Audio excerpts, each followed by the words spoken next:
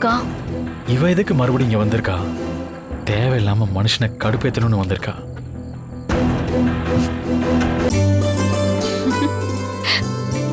போய் கொடு.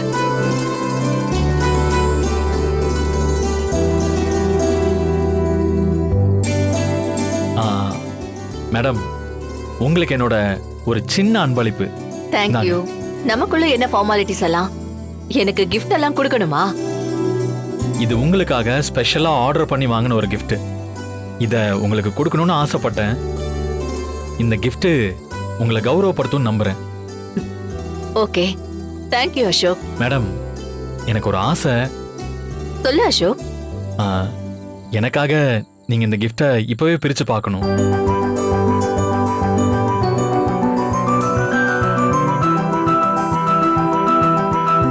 இந்த மொமெண்ட் உங்களுக்கும் எனக்கும் எப்பவுமே மெமரியிலே இருக்கும். Please madam. அதுக்கு என்ன, பிரிச்சுட்டா போச்சு.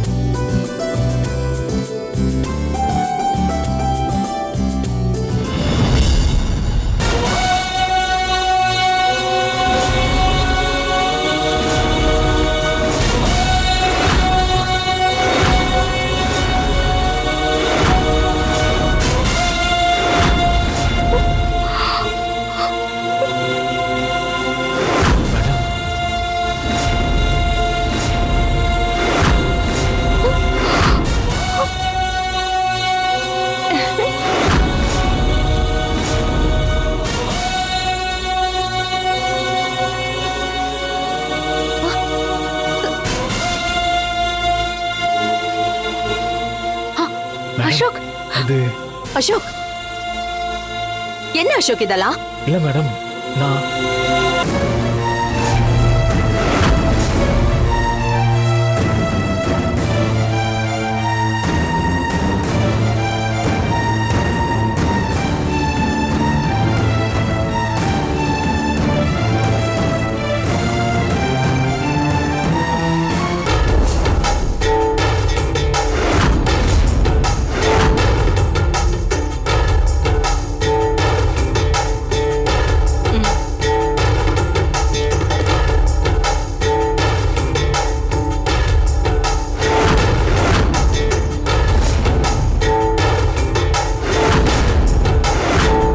வீணா, அப்படியே இந்த சிலைய தூக்கிட்டு போயிருவோமா? எங்க போச்சுன்னு தெரியாம துர்காவை அசோக் கோவப்பட்டு திட்டுவான்ல. அத்தை, கிஃப்ட் காணும்னா வேற வாங்கிட போறாங்க. நான் வேற ஐடியா சொல்றேன். பாக்ஸ டப்புன்னு போட்டா உள்ள இருக்கிற சிலை உடைஞ்சிரும்ல. ஜட்ஜ் அம்மாவுக்கு உடைஞ்ச கிஃப்ட் கொடுத்து அவமானப்படுவான். ஆமா இல்ல? அத உடைச்சது துர்கான்னு தெரிஞ்சா அங்க வர கோவத்துல ஒரு அறை கொடுப்பான். அப்புறம் என்னாகும்? அப்படின்னா யாராவது வரதுக்கு முன்னாடி உடைச்சிடலாம் வா.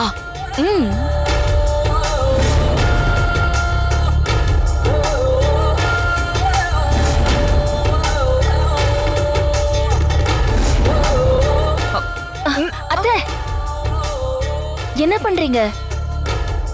இப்படி போட்டீங்கன்னா சுக்குநூறா உடைஞ்சிரும். உடைஞ்சது இப்பவே தெரிஞ்சிரும். லேசா உடையணும். கிஃப்ட் பிரிக்கும் போது அப்படியே பீஸ் பீஸா வரணும். கொடுங்க அத்தை, கொடுங்க. இப்படி ஹைட் கம்மியா வச்சு போட்டா கிஃப்ட் லைட்டா உடையும். பாருங்க.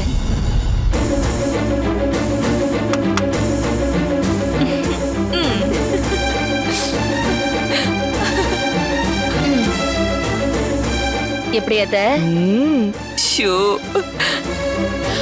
இப்பவே அத்தனை பேர் முன்னாடியும் துர்கா அசோக் கையால அறை வாங்குறது என் கண்ணுக்கு தெரியுதுடி. சரி சரி வா, யாராவது வரதுக்குள்ள இந்த சிலையை அங்கேயே வச்சுட்டு போயிடலாம். குடு, இந்த சிலையை குடு.